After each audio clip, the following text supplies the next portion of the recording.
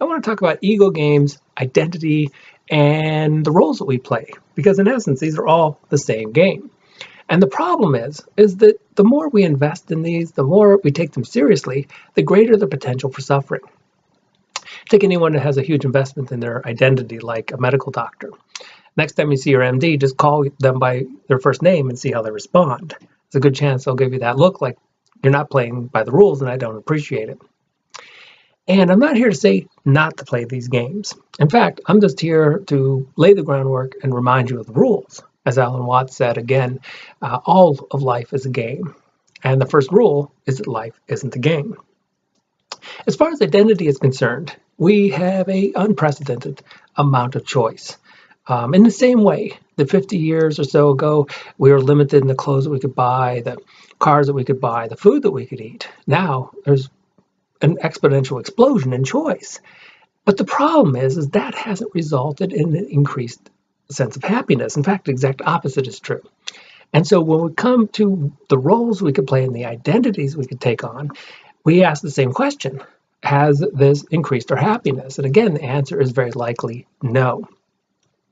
Not only do some of these identities cause unhappiness, but they give a lot of power, usually to strangers, over us.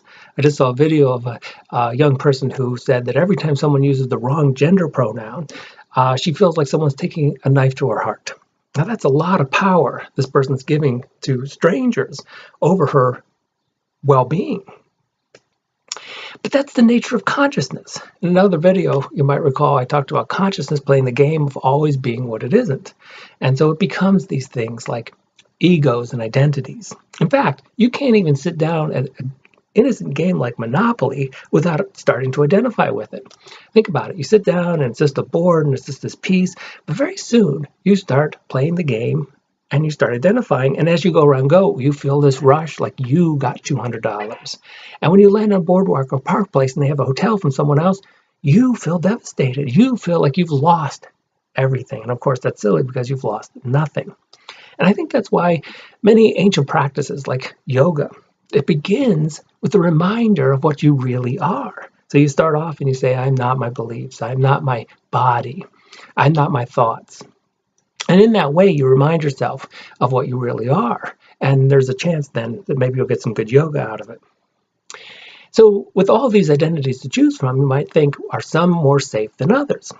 Well, all identities, in the same way that all egos exist, are only when we're investing in them at the time. And so they're all transient, they're all temporary, and in this sense, they're all illusory. And so rather than make any particular choice, maybe the best choice is to make no choice at all. I think John Lennon was very good at this, and that's why he wrote that he was just sitting here watching the wheels go round and round. In that same way, I think what he meant is we could just sit here and watch these identities come and go. We can watch these identities go round and round without becoming any particular one. Now, why that might be kind of a piece of advice, we also have to keep in mind that it's a very natural tendency to become tempted with these, to become seduced by these identities. And if you do, again, just remember, sometimes you might land on a boardwalk and you might take it quite seriously.